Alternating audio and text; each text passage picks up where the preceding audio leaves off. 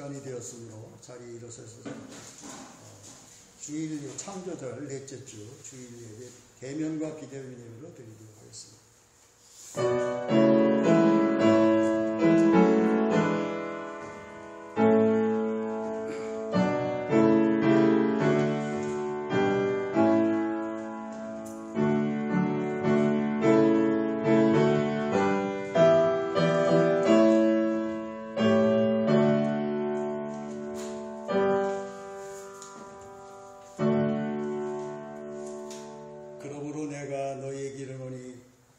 목숨을 위하여 무엇을 먹을까 무엇을 마실까 몸을 위하여 무엇을 입을까 염려하지 말라.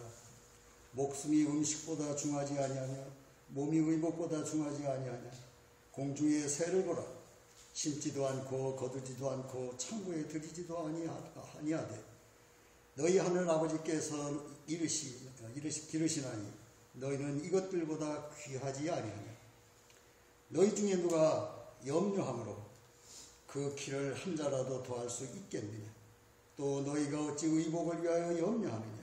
들의 백합화가 어떻게 자라는지를 생각해보라. 수고도 아니하고 길쌈도 아니하니라. 그러므로 염려하여 이르기를 무엇을 먹을까 무엇을 마실까 무엇을 입을까 하지 마라. 이는 다 이방인들이 구하는 것이다. 너희 하나님 아버지께서 이 모든 것이 너희에게 있어야 할 줄을 아시느니라. 그런즉 너희는 먼저 그의 나라와 그의 일을 구하라. 그리하면 이 모든 것을 너희에게 더하시리라. 아멘. 아버지 하나님, 오늘 우리를 통해서 거룩한 한날을 정하셔서 아버지 하나님께 예배하게 하심을 감사드립니다. 비록 저희 교우들이 다 함께 하지 못하지만 대면과 비대면으로 드려지는 이 예배 후에 놀라운 하나님의 은혜가 함께 하시기를 간절히 기도합니다. 한 주간의 모든 것들을 내려놓고 모든 것을 하나님과 함께하는 귀한 시간 되게 도와주시옵소서. 우리 주 예수님의 이름으로 기도드립니다. 아멘. 예. 사도신경 하시겠습니다. 나는 전능하신 아버지 하나님 천지의 창조주를 믿습니다. 나는 그의 유일하신 아들 우리 주 예수 그리스도를 믿습니다. 그는 성령으로 잉태되어 동정녀 마리아에서 나시고 본디오 빌라도의 고난을 받아 십자가에 못 박혀 죽으시고 장사된 지 4일 만에 죽은 자 가운데서 다시 살아나셨으나 하늘에 오르시어 전능하신 아버지 하나님 우편에 앉아 계시다가 거기로부터 살아있는 자와 죽은 자를 심판하러 오십니다.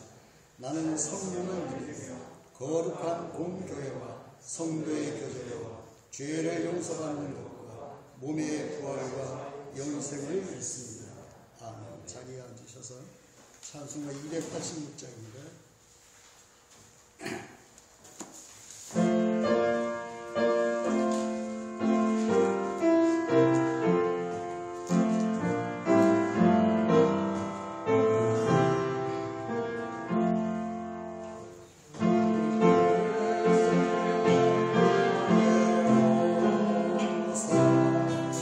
Oh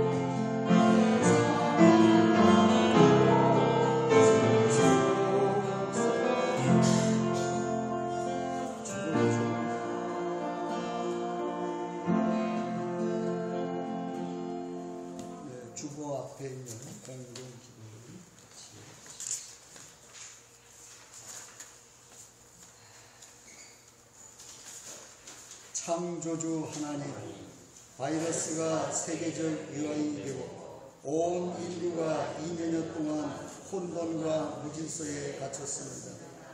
우리의 일상이 흩날리고 계획했던 모든 일이 일그러지고 가게와 사업이 무너지고 있습니다. 그러나 여전히 무엇을 해야 하는지 알지 못합니다. 단순히 바이러스를 이긴다고 되는 것이 아님을 압니다. 왜 이런 상황이 벌어졌고 앞으로 어떻게 돌이켜야 하는지 알기 원합니다. 우리에게 깨달음을 허락해 주시고 멈추고 돌아서고 성찰하게 하여 주옵소서. 교회가 먼저 자신을 돌아보게 하옵소서. 생태와 창조 질서를 보존케 하옵소서. 욕망과 소비의 어리석음을 깨닫게 하옵소서. 작은 일부터 실천하며 새롭게 하옵소서. 예수 그리스도의 이름으로 기도드립니다. 아멘. 성경 말씀은 누가복음 15장 24절에서부터 32절까지 되겠습니다. 한 절씩 교독을 하겠습니다.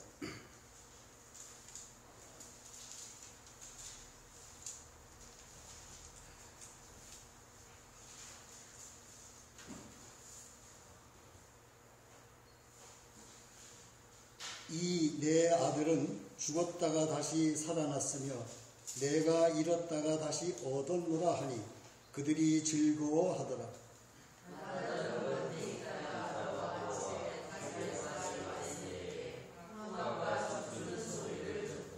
한 종을 불러 이 무슨 일인가 물은데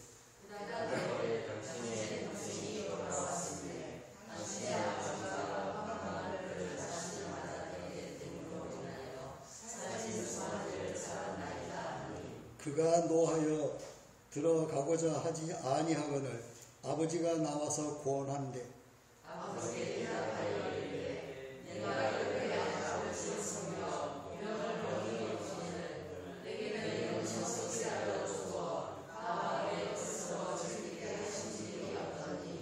아버지의 살림을 창녀들과 함께 삼켜버린 이 아들이 돌아오매 이를 위하여 살진 송아지를 잡으셨나이까?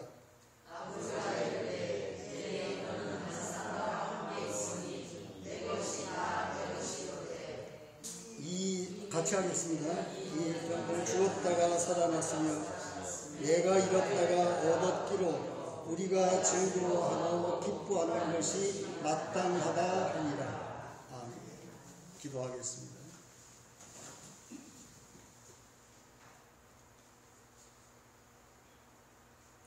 하나님, 저희들은 참으로 무지하고 몽매하며 참이 무엇이고 거짓이 무엇이며 변하는 것이 무엇이고 변하지 않는 것이 무엇인지를 알지 못하고 내 욕망대로 이끌려 살아가는 존재들입니다. 내 멋대로 내 욕심을 채우고 내 멋대로 놀아나고자 했던 그런 마음들이 이 세상을 이렇게 어지럽히고 있지 않나 생각해 봅니다.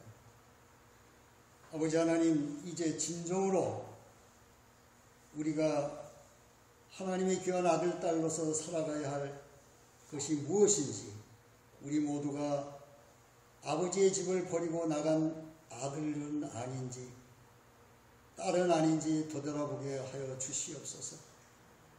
오로지 아버지의 같이 아버지와 함께하는 그 삶이 얼마나 귀하고 소중하고 행복하고 풍요로운 삶인지를 우리는 깨닫게 하시고 오늘 우리에게 그런 지혜를 열어주셔서 알아차리게 도와주시옵소서. 내 욕망들이 이끌려 사는 삶이 아니라 하나님의 뜻대로 살아가는 귀한 삶이 되게 도와주시옵소서. 늘 우리를 하나님에게로 안내하시는 우리 주 예수 그리스도의 이름으로 기도드립니다. 아멘. 혹시 특송 준비한 분 계세요? 없으면 525장 하겠습니다.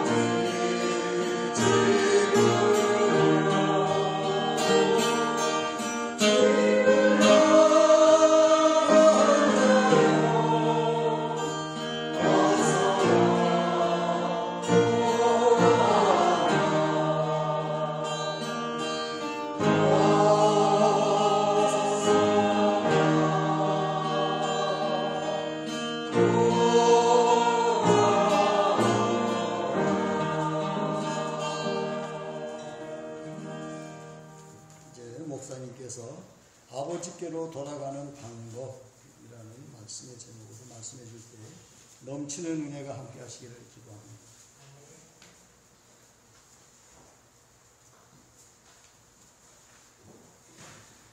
샬롬, 반갑습니다. 오늘 말씀 한 번 더 읽어보겠습니다.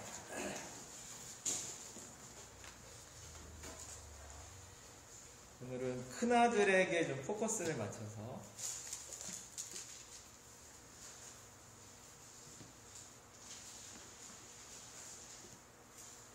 24절에서 32절까지 한 번 더 교독하면서 천천히 보겠습니다. 이는 내 아들은 죽었다가 다시 살아났으며 내가 잃었다가 다시 얻었노라 하니 그들이 즐거워하더라.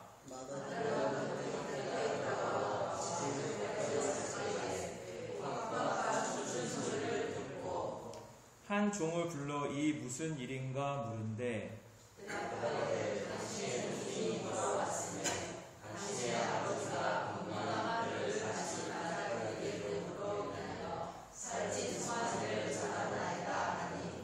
그가 노하여 들어가고자 하지 아니하거늘 아버지가 나와서 고난데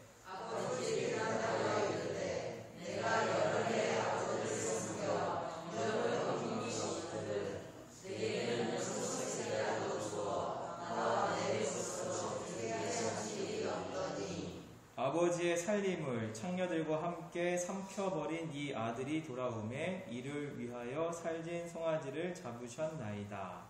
아버지가 이르되 이에 너는 항상 나와 함께 있으니 내 것이 다 내 것이로되 함께 오겠습니다. 이 내 동생은 죽었다가 살아났으며 내가 잃었다가 얻었기로 우리가 즐거워하고 기뻐하는 것이 마땅하다 하니라. 먼저 유산을 좀 일부를 상속받아서 이제 아들이 집을 나가게 됩니다. 독립을 한 걸 수도 있죠. 갑자기 이제 돈이 많아지니까 이제 허랑방탕하게 술 좋아하고 여자 좋아하는 가운데 모든 재산을 다 탕진해서 또 그 땅에 기근이 들어서 돼지를 치면서 돼지의 사료조차도 먹을 수 없는 이 비참한 상황 속에서 아버지께 돌아가야겠다. 안 되겠다.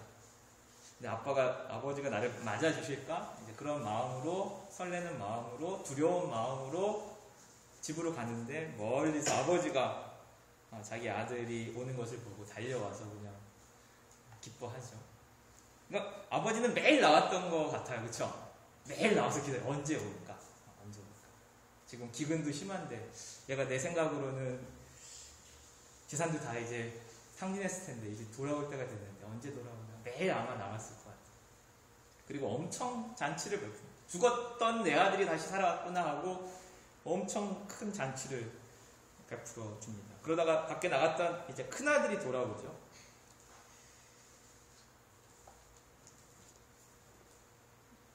잔치가 일어나는 걸 보고서 한 종을 불러서 무슨 일이냐? 그랬더니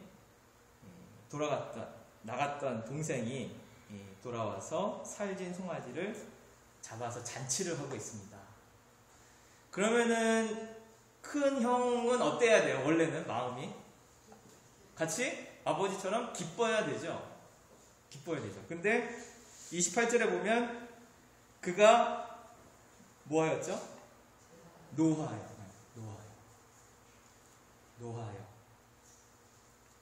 아버지한테 따지려고 들어가는 거예요. 왜 아버지처럼 기뻐하지 못했을까요? 왜 화가 났을까요? 그리고 막 정죄하죠. 저 인간은 창녀와 놀아나서 다 탕진한 놈인데 돌아왔다고 뭐가 그렇게 기쁘십니까? 뭐야 이렇게 잔치를 해주십니까? 막 펄쩍펄쩍 뛰면서 나한테는 콩고물 하나 안 주시던 분이 그 쓰레기 같은 놈 들어왔다고 이렇게 잔치해 주십니까? 라고 엄청 분노하는 모습을 보여주고 있습니다. 저도 탕자의 이 비유, 돌아왔던 아들의 이 비유를 통해서 처음에는 이 둘째 아들에게만 포커스가 맞춰졌는데 계속 이 말씀을 묵상하다 보니까 이 큰 아들이 더 눈에 들어오기 시작했습니다. 아버지하고 같이 있으면 아버지를 닮아가야 되죠. 사랑이 많고 자비가, 헤세드라는 단어를 제가 굉장히 좋아하는데, 헤세드, 하나님의 사랑, 자비, 긍휼. 아버지 집에 있으면 큰아들도 동일하게 그런 사랑의 사람이 돼야 돼요. 정죄하지 않고 품어주는 사람이 돼야 돼요. 요즘 히브리어를 보면서 이 헤세드라는 단어, 토부, 좋다, 선하다, 체데크, 의롭다, 이 세 가지가 하나님의 성품을 잘 드러내주고 있는데, 큰아들은 어느 것 하나 없어요. 사랑도 없죠. 선하지도 않죠. 그렇다고 의롭지도 못하죠. 여기는 사실 이 메시지에서 우리에게 주는 메시지는 두 개예요. 떠나간 둘째 아들도 돌아와야 되고, 큰아들도 뭐 해야 돼요? 누구에게? 아버지에게로 돌아가. 큰아들은 몸은 있었지만 마음은 떠나 있는 상태였죠. 둘째 아들은 몸과 마음이 떠났다가 나중에 마음이 돌아오는 가운데 몸이 돌아오게 되죠. 나는 신앙생활 잘하고 있어. 나는 직분자야. 이것이 큰아들의 함정에 빠뜨리게 만드는 요인이 될 수가 있어요. 교회 테두리 안에 있으니까 모르거든요. 근데 실상은 내가 아버지 아들인지 아닌지는 아버지를 닮아가느냐 아니냐에 따라 달라집니다. 교회 생활 열심히 하고 헌금 생활 열심히 하고 봉사 열심히 하는데 사랑이 없어. 막 정죄하기 좋아해. 비난하고 정죄하고, 그러면은 마음이 떠나 있는 상태죠. 이 아들도 회개하고 주님께 돌아와야 합니다. 이 돌아오다라는 히브리어가 슈브예요, 슈브. 예언자들이 끊임없이 외친 단어가 슈브예요. 하나님께로 뭐하라? 돌아오라, 돌아오라. 이것이 예언자의 첫 번째 메시지과 마지막 메시지. 하나님께 돌아오라. 여러분은 하나님 안에 있나요? 아니, 밖에 있나요? 여러분도 돌아오셔야 되나요?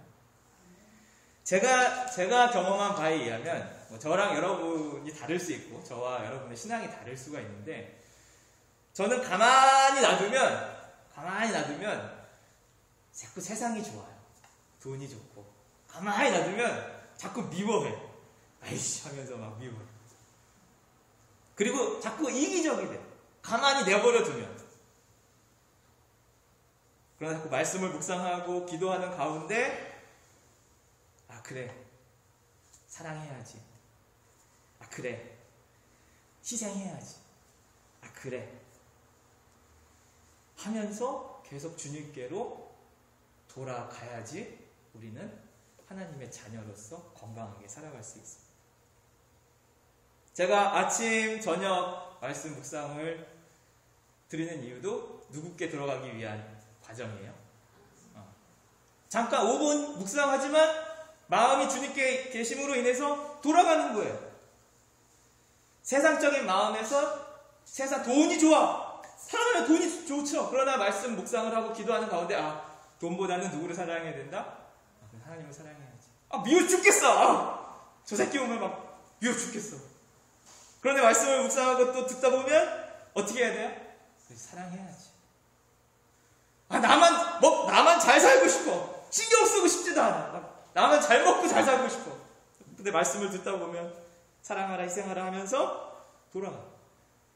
끊임없이 돌아가요. 하루에도 3번 이상이 아니라 하루에도 24시간 내내 주님께 돌아가야지만 우리는 진정한 신앙인으로 살아갈 수 있습니다. 그냥 내버려 두면 우리는 점점 망가져가요. 세상을 닮아가고 그냥 분노와 미움 덩어리로 살아가고 아주 이기적인 존재로 살아가게 됩니다.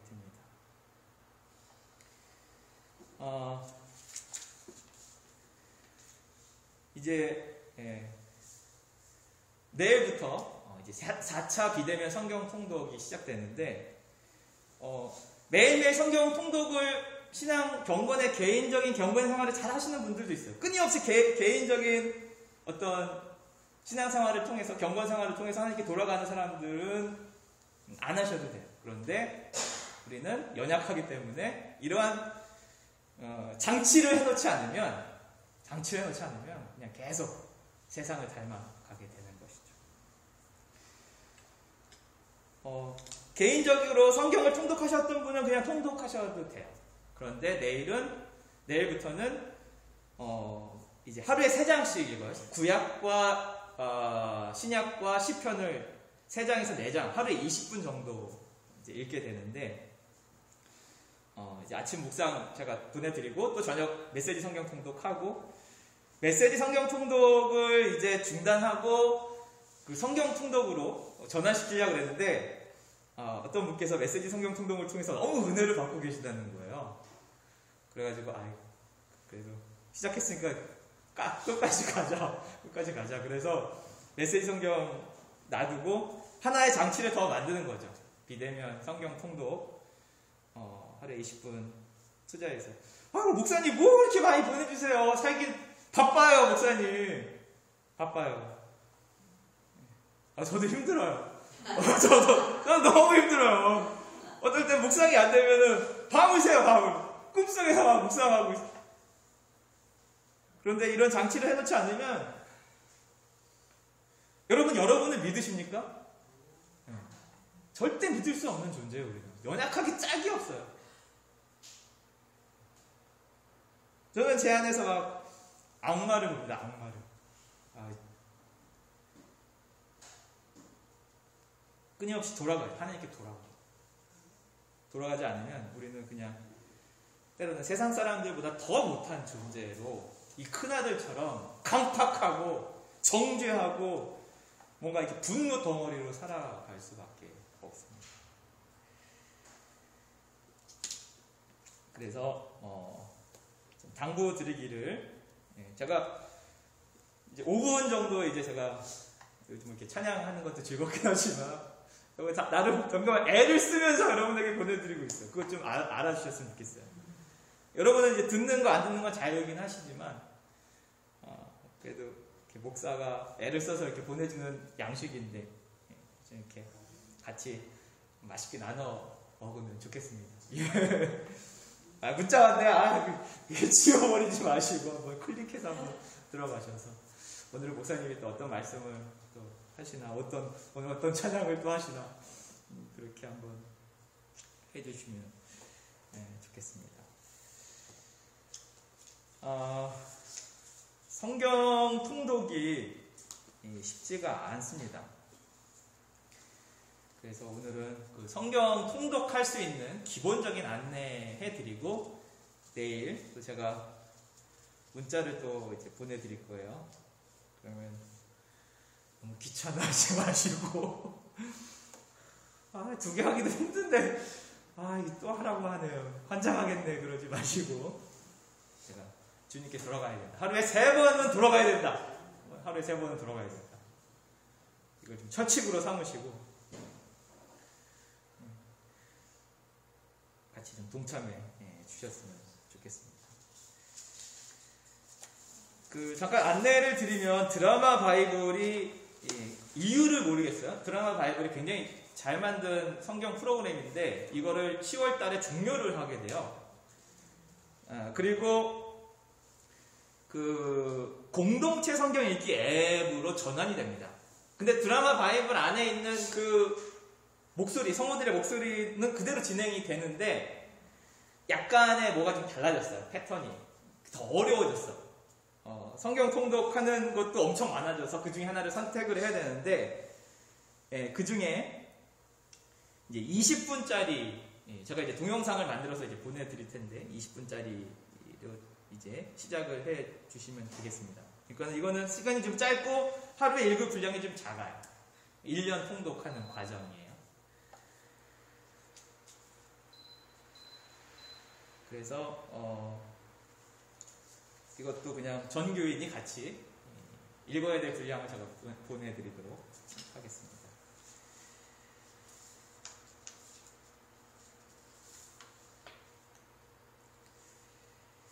그 성경 읽는 중요한 몇 가지만 안내를 좀 해드릴 텐데, 신구약 문지방 넘기라는 우리 기장의 성경학자죠. 오종인 목사님. 이분은 평생 시골에서 성경만 연구하시는 분.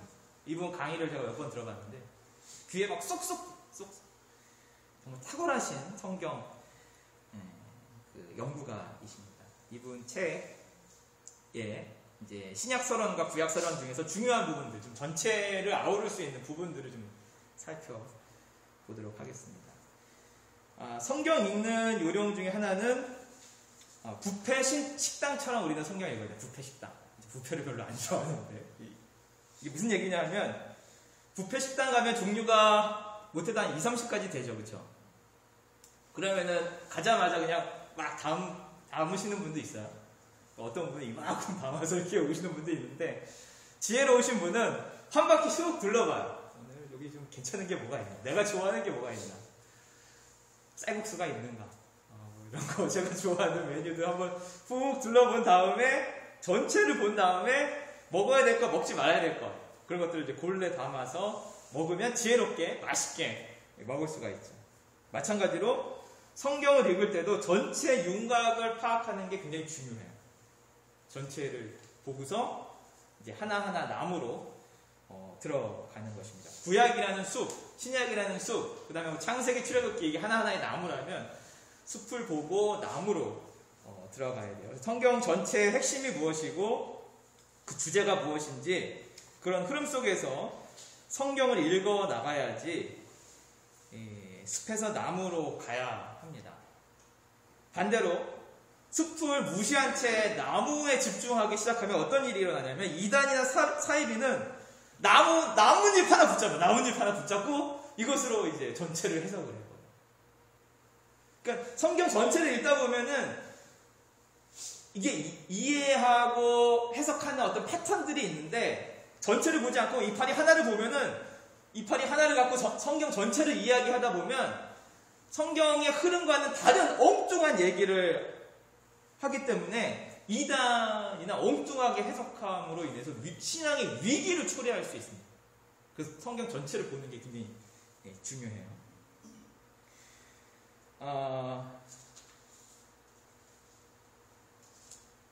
그 다음에 이제 성경을 재밌게 읽는 방법 중에 하나가, 이제 성경을 읽다 보면 많은 다양한 이야기와 스토리가 있는데 거기에 나를 대입시키는 거예요. 나라면 이 상황에서 어떻게 했을까? 근데 예수님은 이렇게 하셨네.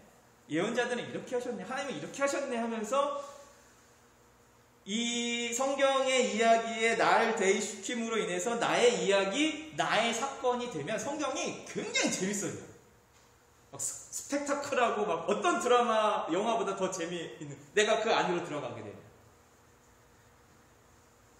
그렇게 성경 속으로 들어가서 나의 이야기, 내 사건으로 만들면 읽는 재미가 배가 됩니다. 그리고 반대로 일상을 재미있게 사는 방법 중에 하나는, 이 상황에서 예수님이라면 어떻게 하셨을까? 성경에서 해답을 찾아가는 거예요. 그럼 일상이 재밌어요. 내가 머리 쥐어뜯고 하는 것이 아니라, 이 상황이면 예수님이라면 어떻게 했을까? 예수님 좀 지혜를 주세요. 라고 이러한 상황 속에서 예수님이 어떤 결정을 내리고 어떻게 반응하셨을까? 이런 질문을 통해서 성경 말씀을 세상 속에서 적용하게 만드는, 자연스럽게. 그래서 성경을 읽으면서 나라면, 일상생활 속에서는 예수님이라면, 이런 질문을 던지면서 성경을 읽고 살아가면 훨씬 풍요롭게 성경 읽기를 할 수가 있습니다. 그리고 또 하나, 그 성경을 읽을 때 너무 양에 집착하면 안 돼요. 양에. 어떤 목사님은 천독을 해야 된다. 백독을 해야 된다. 근데 진짜 우리를 변화시키는 건, 백독이 우리를 변화시키는 것이 한 구절, 한 말씀이 우리를 변화시키거든요, 사실. 어떤 단어와 어떤 말씀이 나를 쿵 하고 치면 내 영혼이 막 진동하고 울리면서 내가 변화가 되는 거예요. 왜 제가 다 떨궈져 나가고 새로운 존재가 되는 것입니다. 그러니까 내가 올 한 해는 내가 10독을 해야 돼, 10독을. 한 달에 한 번은 읽어야 여기서 약간 좀 놓여질 필요가 있어요. 그래서 지금 읽는 것은 1년에 1독 하는 것이에요. 하루에 3장, 4장 정도 읽습니다. 성경을 읽다가 은혜가 되고 마음에 확 와닿는 말씀이 있어요. 구절이. 이게 여러 번 통독을 하고 신앙생활을 하다 보면 이런 구절들이 점점 더 많아지죠.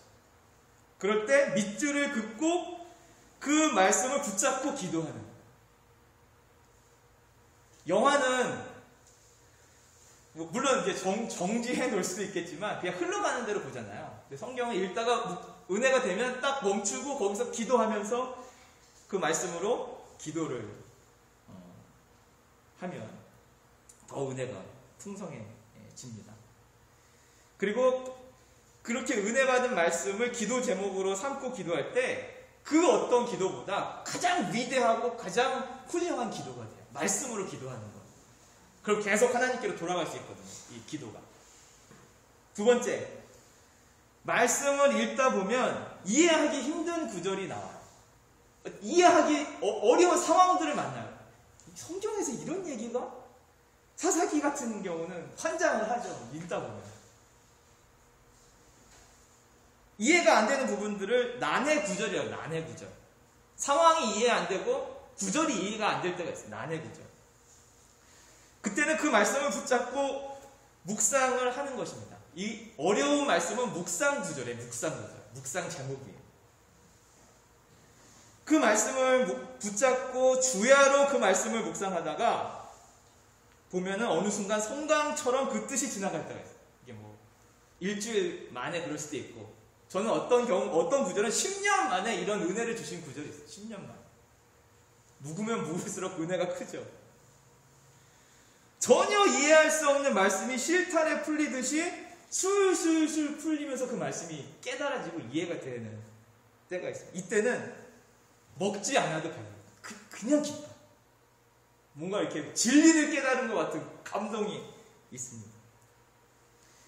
이렇게 어려운 말씀을 만날 때는 묵상 제목으로 삼고 은혜 받은 말씀은 기도 제목으로 삼으면 됩니다. 한 가지만 더 말씀드리고 마치도록 하겠습니다. 성경을 읽는 3가지 원칙이 있는데 누가복음 10장에 보면 예수님과 율법학자가 논쟁을 벌이는 장면이 나와요. 그래서 율법학자가 이렇게 묻죠. 내가 무엇을 하여야 영생을 얻을 수 있습니까? 그때 예수님께서 반문하시면서 이렇게 묻습니다. 율법에 무엇이라 기록되었으며 내가 어떻게 읽느냐? 그랬더니 이 친구가 십계명에 대한 얘기를 하니까 예수님이 그대로 행하라 라고 말씀을 하십니다. 여기서 보면 예수님은 율법, 성경에 무엇이라 기록되어 있는지 묻습니다. 첫 번째 원칙은 성경 내용을 파악하는 거예요. 영적인 내용, 상징적인 것까지가 아니라 그냥 표면적으로 드러나고 있는 그 스토리, 무슨 얘기를 하고 있는가? 첫 번째는 그 스토리를 파악하는 일이고, 두 번째, 예수님은 내가 어떻게 읽느냐 묻습니다. 두 번째 원칙은 읽는 사람의 입장에 따라 성경이 전혀 달라요. 목사님들 똑같은 구절 성경 들어보면 다 달라요. 똑같으면 뭐 한 거예요? 뭘 보신 거예요. 뭘 보시고 똑같이 해석을 한 거예요. 목사님마다 성경을 해석하는 방법이 다 달라요. 근데 큰 성경의 테두리, 해석의 테두리 안에서는 다 동일하죠. 그래서 성경을 다르게 해석하는 것이 중요합니다. 숲을 봐야 다르게 해석할 수가 있어요. 나뭇잎 가지 하나에 집착하다 보면 성경에 오류가 생겨요. 해석에 오류가 생깁니다. 세 번째, 예수님은 이를 행하라 라고 말씀하고 계세요. 그리고 이와 같이 하라라고 2번 반복해요. 실천에 대해서 2번 반복하세요. 세 번째 원칙은 성경에서 배운 것을 뭐 해야 돼요? 큰아들은 이걸 실패한 거죠. 큰아들은 실천해야 돼요. 사랑하라 하면 사랑하고, 용서하라고 하면 용서하고, 기도하라고 하면 기도하는 그런 방식으로 우리가 나아가야 합니다. 그래서 성경을 읽을 때는 숲을 봐야 된다. 그리고 성경을 재밌게 읽는 방법은 나라면 어떻게 했을까 이 상황에서. 그리고 일상생활 속에서 예수님이라면 하면서 성경으로 적용을 하는 것이죠.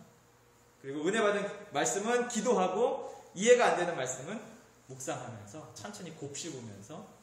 이거는 그거예요. 그 마라톤과 같아요. 평생 같이 가는 거예요. 천천히. 산도 보고 여행도 하면서. 내일부터 시작되는 비대면 성경 통독에 여러분 같이 동참해 주셔서 이제 예수님께, 하나님께, 아버지께로 돌아가는 장치가 하나 더 만들어진 거예요. 귀찮다 생각하지 마시고 이 장치를 통해서 주님께 돌아가는, 그래서 사랑의 사람, 희생의 사람, 예수의 사람이 되기를 주님의 이름으로 간절히 소망합니다.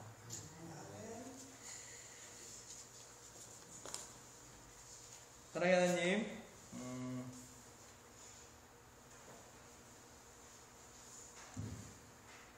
큰아들 보면서 큰아들의 모습이 우리의 모습은 아닌지 잠시 묵상해 봅니다. 신앙생활하고 또 성경도 열심히 읽고 봉사도 하고 헌신하는데 사랑이 없습니다. 은혜가 없고 이기적이고 돈을 너무 사랑합니다.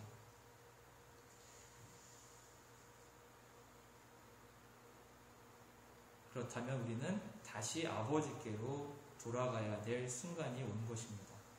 둘째 아들만 돌아가는 것이 아니라 마음이 떠나 있었던, 삶이 떠나 있었던 큰아들처럼 우리도 주님께 날마다 돌아가게 하여 주시옵소서. 아침 묵상 또 저녁 묵상도 있지만 다시 한번 비대면 성경 통독을 통해서 한 번 더 주님께 돌아갈 수 있는 장치를 마련해 놓습니다. 성경 통독을 통해서 다시 하나님의 뜻을 찾게 하여 주시고 또 말씀의 사람으로 또 사명자의 삶을 발견하게 하여 주시옵소서. 저희들 바쁩니다. 또 관심 둬야 될 게 너무 많습니다. 그러나 말씀을 잃어버리면 우리의 삶이 무너지는 것을 우리는 너무나 많은 경험을 통해 알고 있습니다. 말씀을 붙잡게 하여 주시고 말씀이 우리를 살리는 생존의 말씀인 것을 꼭 기억하게 하여 주시옵소서. 감사드리며 예수님의 이름으로 기도드립니다. 아멘.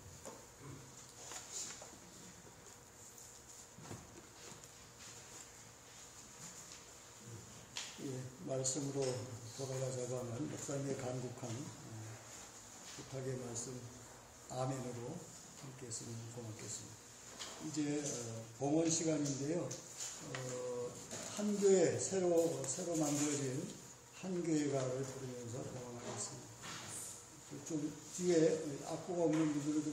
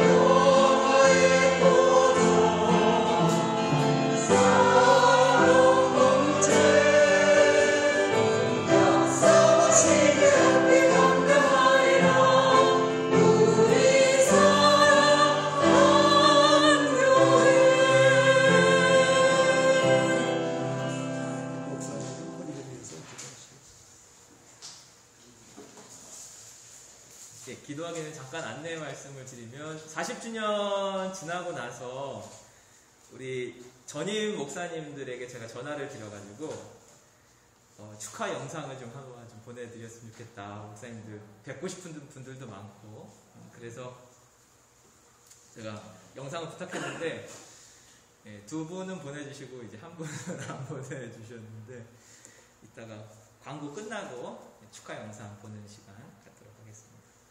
주님의 은혜에 감사드립니다. 사랑하는 교우들 큰 사고 없이 명절을 잘 보내게 해주셔서 감사합니다.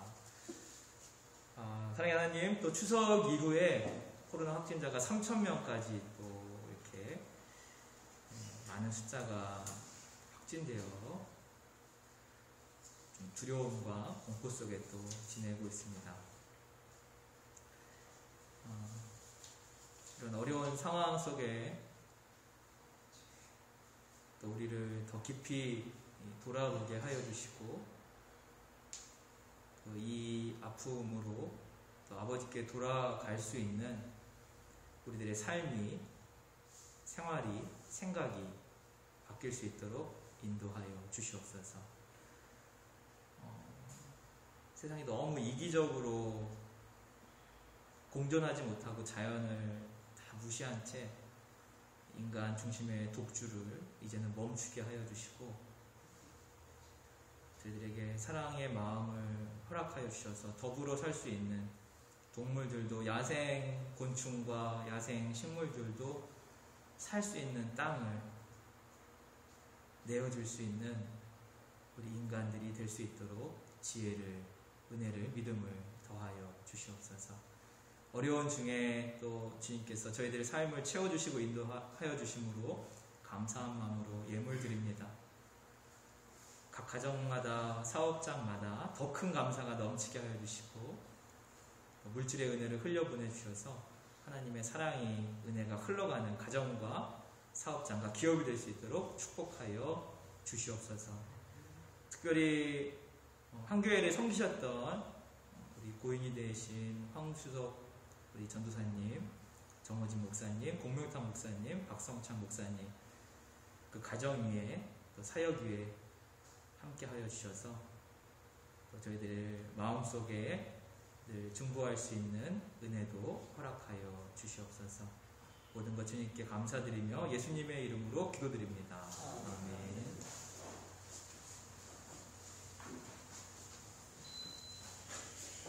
예, 오늘 창조절 넷째 주일로 예배 드렸고요.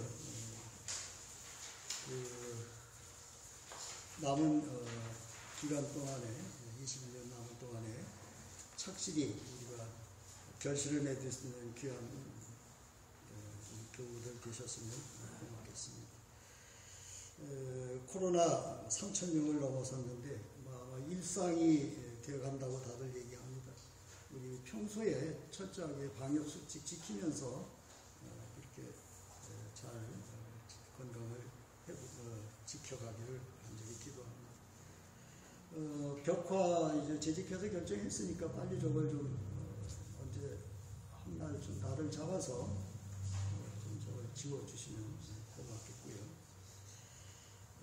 그 다음에 우리 조혜진 집사님이 진해에 아주 전망 좋은 장곡산 기슭에 바다가 훤히 내려다보이는 거기 아주 좋은 집을 장만했습니다. 축하드립니다. 박수 한번 보내주세요.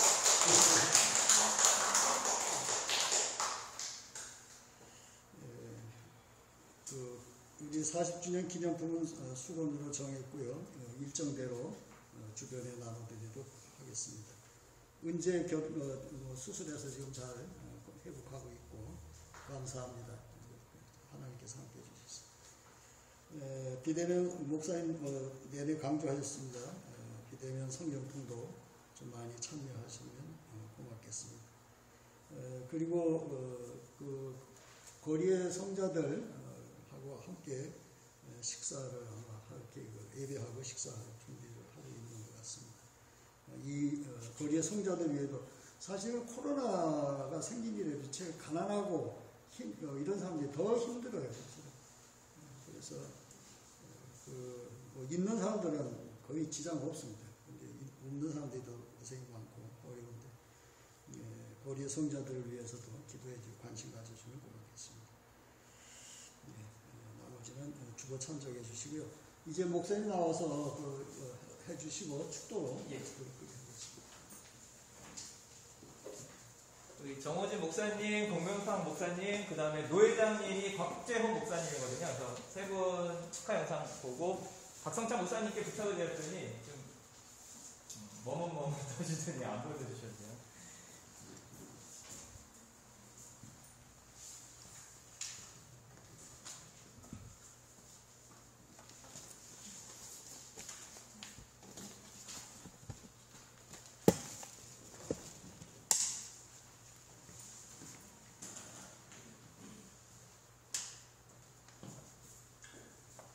한교회 교회 여러분 안녕하세요. 정호진 목사입니다.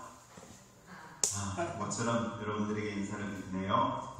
한교회 창립 40주년을 진심으로 축하드립니다. 지금 코로나19 상황으로 인해서 여러 가지로 교회가 어려움이 많이 있으시죠. 그러나 이 어려운 기간 동안 또 한교회가 한 걸음 더 도약할 수 있는 귀한 도약의 기회 발판이 되기를 희망합니다.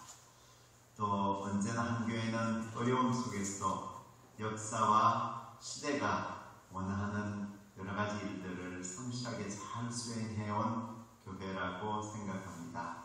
앞으로도 이런 기회를 오히려 멋지게 잘 활용해서 지역사회와 또 한국교회, 한국 역사 속에 훌륭한 교회로 더욱 성장해 가기를 바랍니다. 저는 아직 기장의 국제협력 선교 동역자 신분으로 있습니다. 그렇지만 작년 7월에 경북 상주 성리산 국립공원 안에 있는 마을로 이사를 했습니다. 해외에 나가지 못하기 때문이기도 하고 또 이제 곧 닥치게 될 은퇴 이후의 삶을 준비하느라고 제가 좋아하는 농사와 또 지구촌을 구하는 친환경적인 삶을 좀 더 적극적으로 펼쳐나가기 위해서 준비해가고 있습니다. 어서 속히 코로나 전국이 끝나고 우리 기쁨으로 다시 만날 수 있기를 바라고요. 한교회가 더 발전해가기를 희망합니다. 감사합니다. 반갑죠, 이렇게 보니까. 이 양반이 머리를 공덕한 목사입니다. 한교회 창립 40주년 진심으로 축하드립니다. 그동안 한교회를 위해 미랄이 되어주신 모든 분들께 감사를 드리며 지금은 함께 하지 못한다 하더라도 어디서 무엇을 하든지 한을 기억하며 한의 믿음과 소망과 사랑을 이어갈 수 있기를 바랍니다. 그리고 앞으로도 한교회가 교회의 머리 되시는 예수님이 주인 되시고 가난한 이웃을 섬기고 세상을 밝히는 교회가 되기 위해 목사님과 교우들에게 두 가지 당부를 드리려고 합니다. 하나는 지금부터는 지금까지의 한이라는 이름의 모든 삶을 깨트려 버리라는 것인데 이것은 집착이 걸림될 수 있기 때문입니다.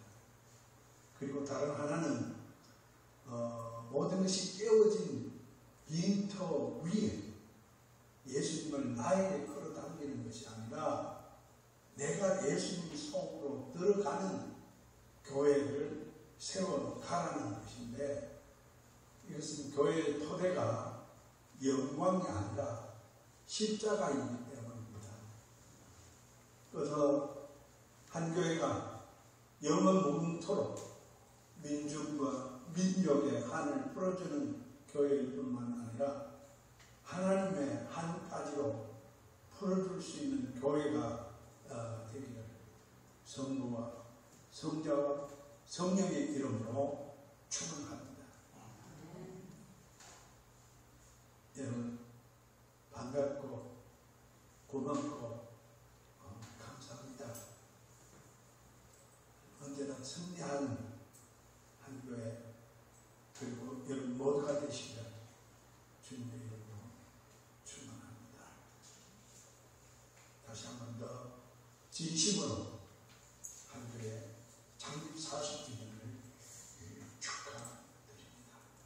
감사합니다.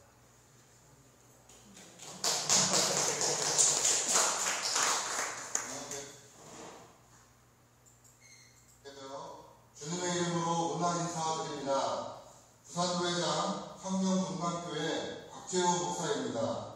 이번 한교회 40주년을 축하드립니다.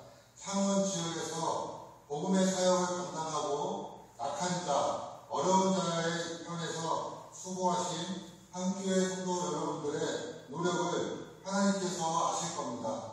저도 개인적으로 한교회 목사님, 장로님, 권사님, 성도님들의 기도 덕분에 사랑받고 동방교회에 잘 적응하고 노예자까지 될 수 있었습니다.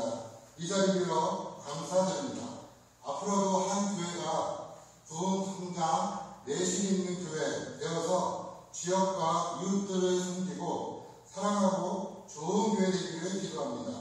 한 교회 40주년 다시 한번 축하드리며 건강하시기 기도합니다. 감사합니다.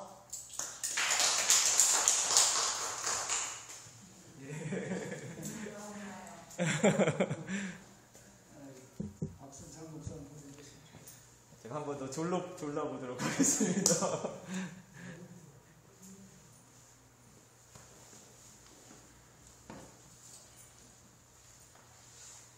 지금은 우리 주 예수 그리스도의 은혜와 하나님의 놀라우신 사랑과 성령님의 위로하심이 오늘 주신 말씀처럼 우리의 강팍하고 세상적이고 이기적인 우리 자신을 깨닫고 주님께로 날마다 돌아가기를 소원하는 주의 백성들 그 삶의 자리 위에 또 이 나라와 이 민족 위에 고통당하고 있는 우리들의 이웃들 위에 지금부터 영원히 함께 하시기를 간절히 축원하옵나이다.